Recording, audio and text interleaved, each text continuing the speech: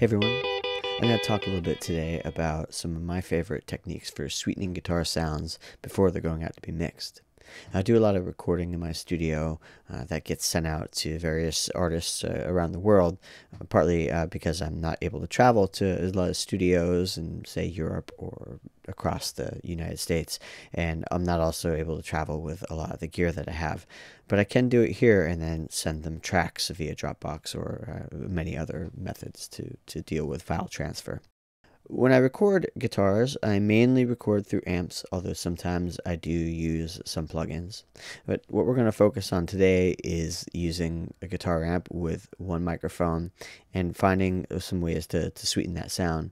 And for me, I really am a fan of analog sounds. So this means old mixing boards and compressors and tape units.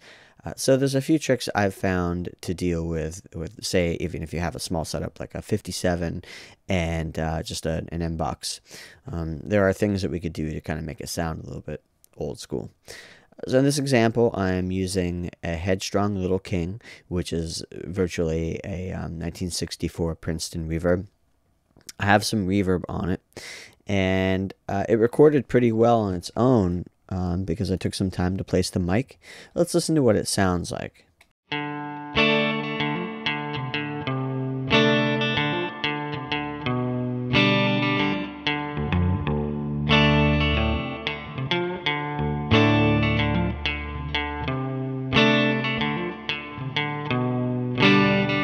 Okay, there's nothing really wrong with that, but I do kind of want to get that sound to have a little bit more of an analog vibe to it.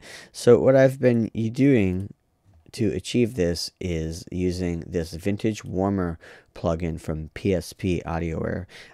I'm a big fan of their plugins. They're pretty simple, and it's very easy to get a really great sound out of it.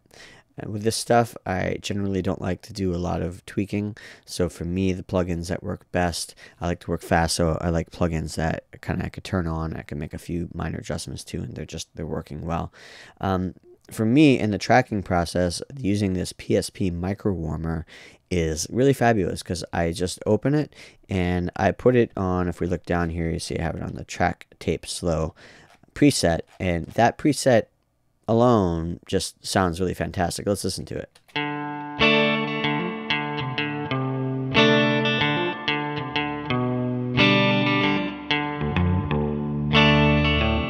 Okay, turn it off.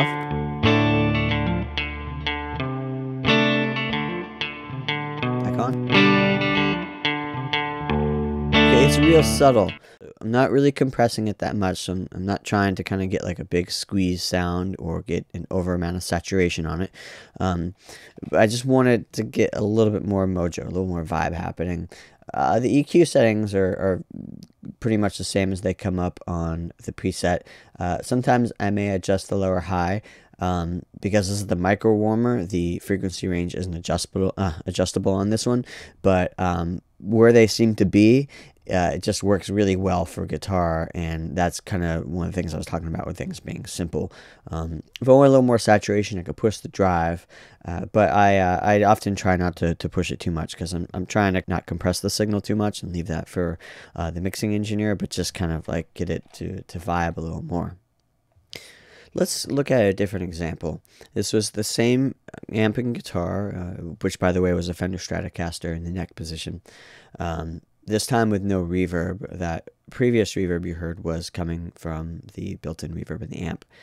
This is dry, and right now I currently have the MicroWarmer off.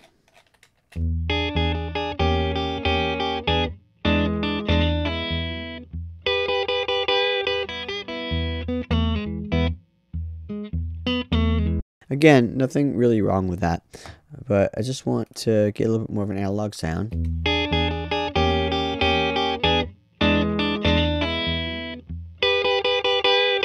On this example, you notice that I have the high end pushed a little bit more just to get a little more sparkle out of it. It's recorded.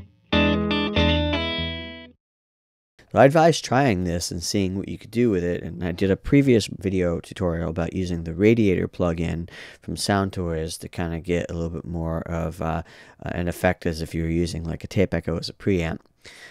You can chain a bunch of these things together, and like I said, just little subtleties on each of them as they stack up. You can kind of get a little bit more of that sound as if you were running through a bunch of different devices in Analog Studio.